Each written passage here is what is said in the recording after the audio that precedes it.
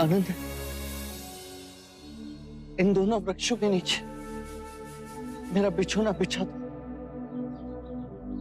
मैं यही विश्राम करूंगा। जी बुध, अनिरुद्ध।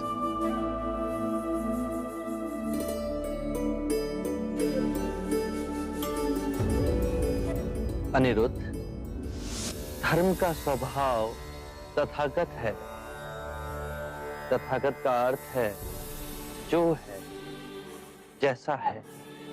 इसी अद्भुत तथागत से कमल का पुष्प उत्पन्न हुआ। तथागत से अनिरुद्ध का उदय हुआ। आप सभी का उदय हुआ। आनंद का उदय हुआ। इस संपूर्ण प्रकृति का उदय हुआ। जो भी तथागत से उत्पन्न हुआ है और जो भी तथागत में विलीन होगा, उसे हम तथागत कह सकते हैं। धर्म कहीं से नहीं उपजते और ना ही कहीं जाते हैं। धर्म केवल है और रहेंगे। आज से मैं और सारे भिक्षु आपको तथागत कहेंगे। आपको तथागत कह के हमें स्मरण होगा कि हम सब में तथागत का बिंदु है। जैसे यदि हमारे सर में पीड़ा हो और उसे हम तथागत से स्वीकार भाव से स्वीकारें, तो वो पीड़ा समाप्त हो जाती है। इसका कारण है कि हमारी आदि शक्ति उस पीड़ा से लड़ने के लिए बह निकली और आदि शक्ति उसका उपचार कर रही है। ये दोनों विभाजित शक्तियां सर की पीड़ा से अधिक सर को दुखा रही हैं। यदि हमने तथागत से इस पीड़ा को स्वीकार भाव से स्वीकार कर लिया, तो दरार भर गई। अब हमारी सारी शक्ति इस पीड़ा को आरोग्य करने में जुट जाएगी। आइए बुध।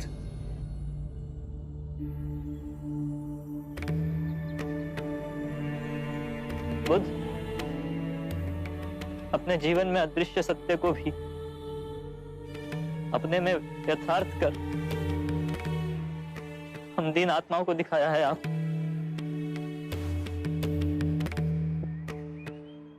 क्या हुआ भिक्षु अनिरुद्ध? आप तो धैर्यवान, फिर आज रो क्यों गए?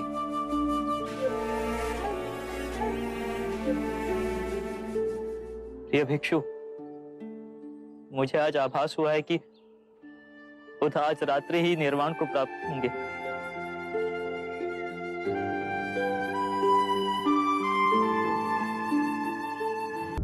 आनंद,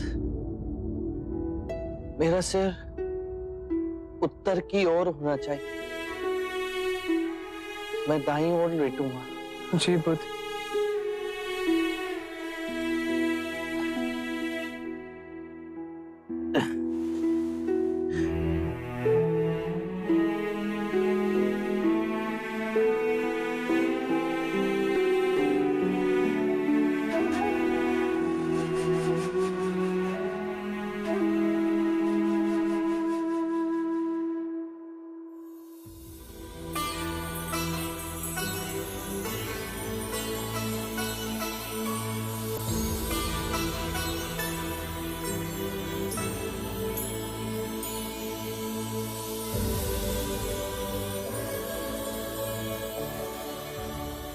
देखो आनंद,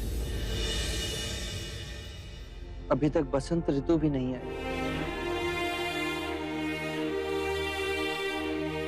और इन शाल के वृक्षों पर कैसे लाल पुष्प भर इन्हें झुका रहे हैं। देखो कैसे ये पुष्प वर्षा की एक एक बूंदों के समान मेरे वस्त्रों पर बरस रहे हैं।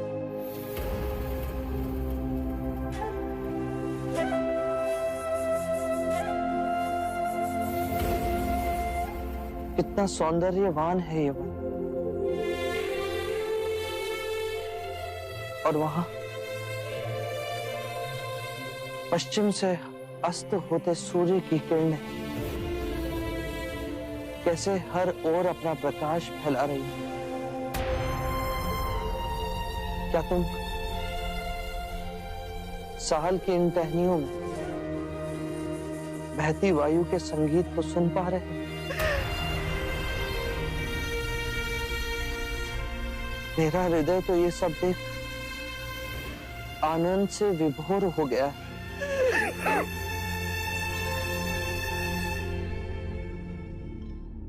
मेरे प्रिय भिक्षु, यदि तुम सच्चे हृदय से मेरे प्रति आदर और आभार व्यक्त करना चाहते हो तो धर्म को ही अपना कर्म बनाओ। हर क्षण को ध्यान में जियो।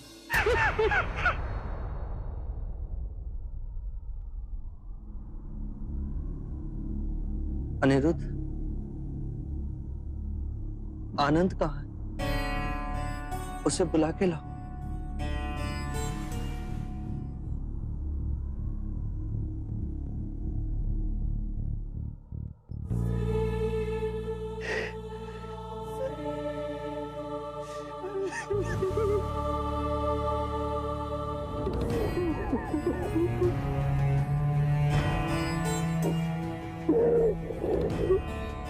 शांत हो जाओ आनंद।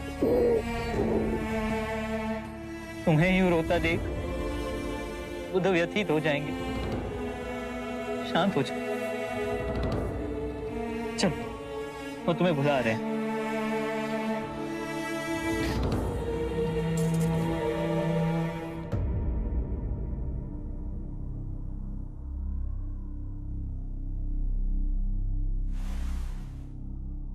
इतने व्यथित ना हो आनंद।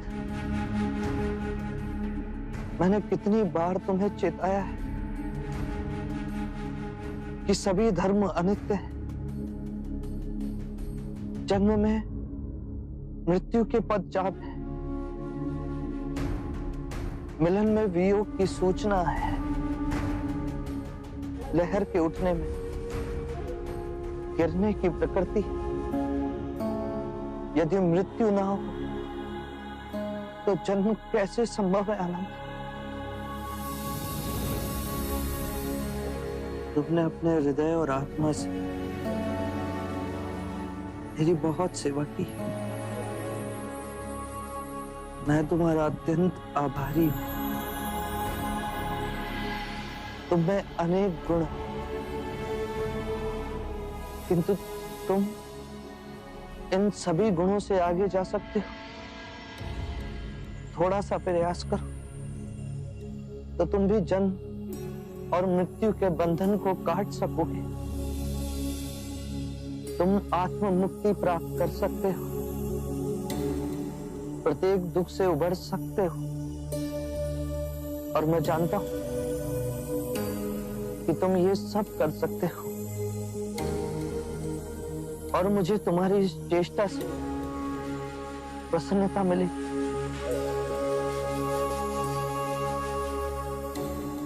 आनंद की 4 विशेषताएं हैं। वो नम्र वाणी बोलता है, उसे जो मिलता है वो उसमें प्रसन्न होता है। आनंद सबके लिए समान भाव से दयालु है, और आनंद का चुप रहना किसी को अच्छा नहीं लगता, मुझे भी नहीं। आनंद, तुमने कारण ना पूछ सर्वदा मेरी बात मानी। मेरे देह त्यागने के बाद बहुत से कार्य तुम्हें करने। तथागत, कृपया आप यहाँ दया ना त्यागिए। कुशीनार मिट्टी के घरों से बना एक छोटा गांव है। आपके महान निर्वाण के लिए इससे कहीं अधिक श्रेष्ठ स्थान है। राजगृह है, आपकी प्यारी श्रावस्ती है, कौसंबी है, वाराणसी है, कृपया ऐसे स्थान का चयन कीजिए जहां आपको अधिक से अधिक लोग देखने के लिए आए और आपके अंतिम दर्शन पा सके। आनंद, कुशीनारा तथागत को बहुत रुचिपूर्ण लगा।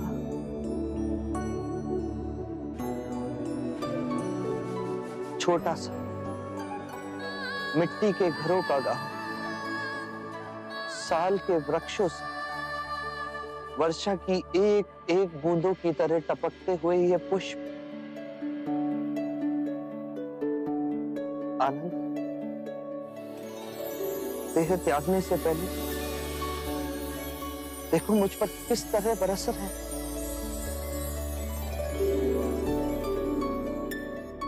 आनंद, मेरा एक कार्य करो, कुशीनारा जाओ और वहां मल्ल नरेश को सूचित करो कि बुद्ध उनके वन में रुके हुए हैं और उनसे कहो कि आज रात्रि के तीसरे प्रहर में बुद्ध महापरिनिर्वाण लेंगे।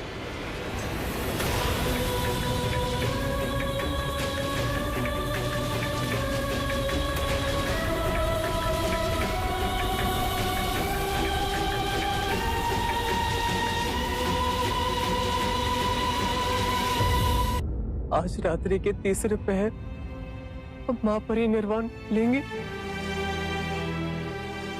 हाँ आनंद, इसीलिए शीघ्र अतिशीघ्र मल्ल नरेश को सूचित करो।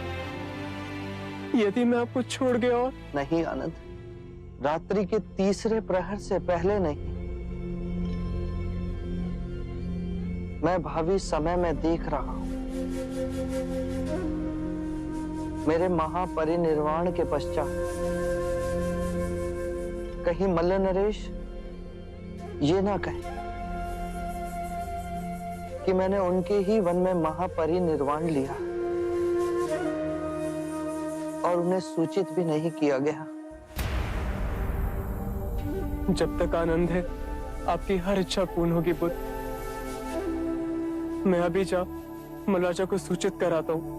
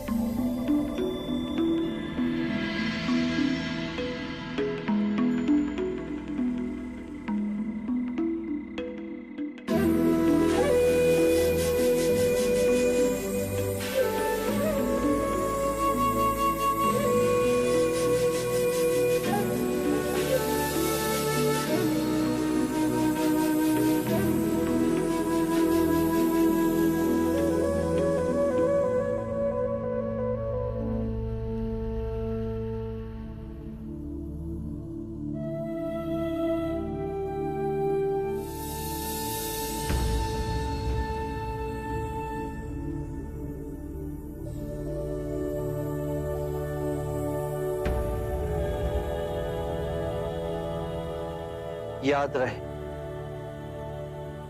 मेरा मार्ग संसार से विमुख होने का मार्ग नहीं। मुझे उस प्रारब्ध पर विश्वास नहीं जो मनुष्य के अच्छे और बुरे कर्म से अछूता है, मुझे उस प्रारब्ध पर विश्वास है जो मनुष्य तब तक नहीं बना सकता जब तक वो स्वयं कर्म ना करे।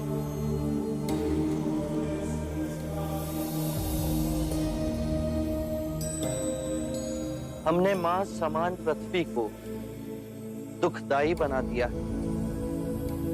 संपूर्ण संसार दुख और पीड़ा से तड़प रहा, परंतु ये संसार दुख और पीड़ा का संग्रह नहीं। इस संसार में बुद्ध का निवास हो सकता है, किंतु उसके लिए हमें स्वयं बुद्ध को जगाना होगा। और अब उसका उत्तरदायित्व आप सब पर है।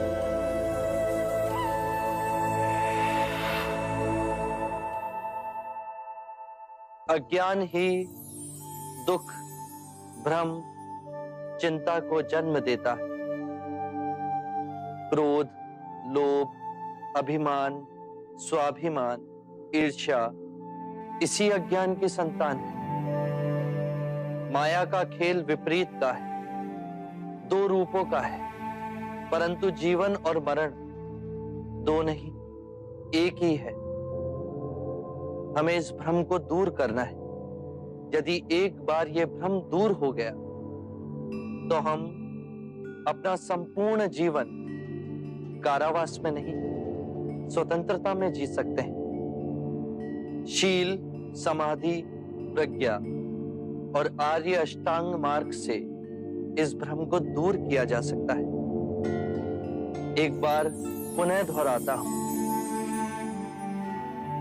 सम्यक ज्ञान, सम्यक विचार, सम्यक वाणी, सम्यक कर्म, सम्यक आजीविका, सम्यक प्रयास, सम्यक चेतना और सम्यक एकाग्रता।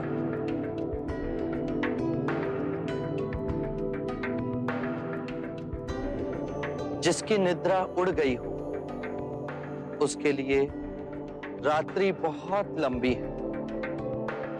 जो थक गया है उसके लिए पड़ाव बहुत दूर है। जिसने अंधे हो अपना जीवन जिया और धर्म का मार्ग नहीं समझा, उसके जीवन में अनंत दुख है।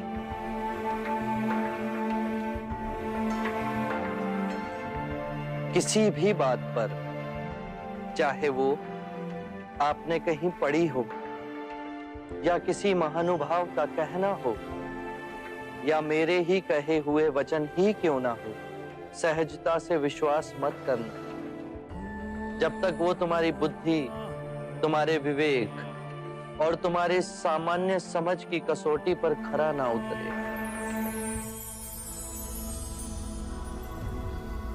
बुद्ध, और यदि परम ज्ञान के रास्ते में आपसे भेंट हो गई तो?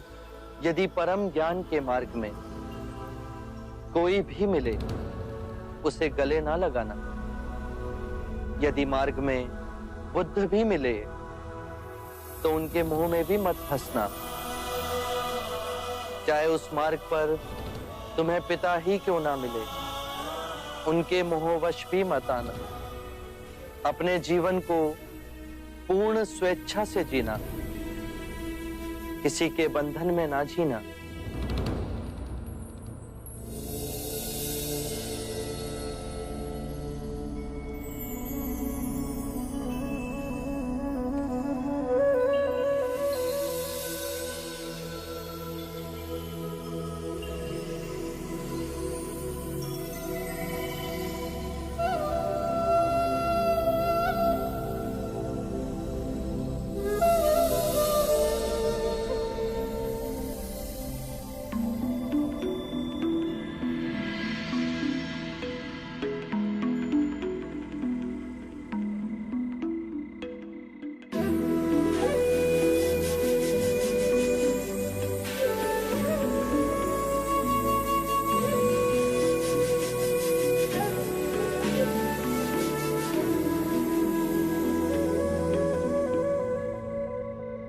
मानव के आध्यात्मिक इतिहास में बुद्धा के समान विशाल, निर्भय और निस्वार्थ गुरु इस सृष्टि पर अब दोबारा नहीं आएंगे। जो करुणामयी हमारे ध्यान में आकर के हमें परम ज्ञान सूत्र समझा गए, जो प्रेमवश हमें अष्टांगिक मार्ग का संदेश सुनाकर चले गए, जो काल का चक्र चीर आने वाली शुभ मानवता को भी धर्म के पथ पर चलने की दिशा दिखा गए।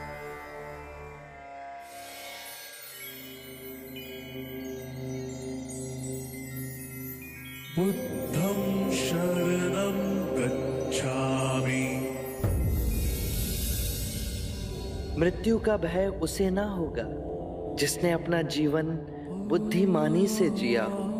ये शरीर तो नश्वर है, पर मेरी वाणी, मेरे सूत्र बन सदैव आप लोगों के पथ को प्रकाशमयी करेंगे।